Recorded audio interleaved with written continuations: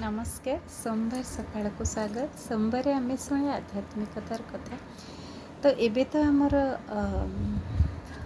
घोष यात्रा जाइए भगवान श्री जगन्नाथ बलभद्र सुभद्रा आड़प मंडप अच्छी।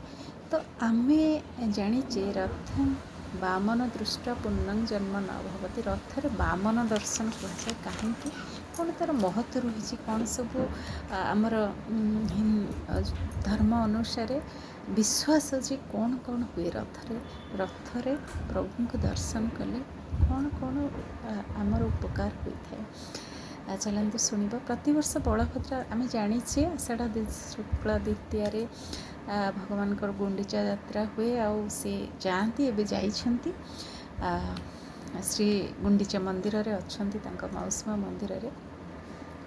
तो शास्त्र वर्णित अच्छी श्रीगुंडीचारू श्रीमंदिर को प्रत्यावर्तन करने समय महाप्रभु को बामन रूप को दर्शन कले पाप तापर मुक्ति मिलवा सहित अपुत्रिक पुत्र लाभ करे, रोगी रोग मुक्त हुए, जाति वर्ण धर्म निर्विशेष समस्त को दर्शन दे महाप्रभु विभिन्न कष्टर मुक्ति प्रदान करें।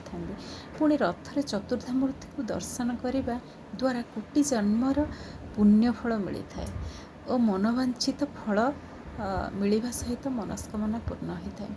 एक कथा शास्त्र रे उल्लेख अच्छी कि महाप्रभु जगन्नाथ तथा कोटि कैवल्यनाथ रथचक स्पर्श कले रवि मंगल बुध ग्रह कष्टर मुक्ति मिलता है। रथरे नड़िया बाड़े शुक्र चंद्र और बृहस्पति शुभ दृष्टि पड़ी था। यही समय गलारे पतिता पवन को धारण कले माने पताका को पतिता पवन बाना धारण कले शनि राहु केतु कुप्रभाव सुप्रभाव परिणत होता है। रथयात्रा काल रे अन्नदान कले श्री वृद्धि हुए, जलदान कले चंद्र महाग्रह संतुष्ट होता, वस्त्रदान कले अहसुलक्षणी होता, छता दान कले राजसुख और जोता दान कले रोगमुक्त होता।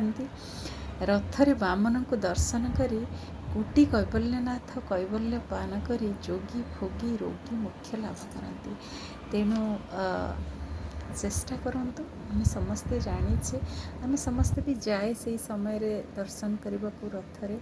तो प्रभु जगन्नाथ समस्त मंगल करंतु। नमस्कार।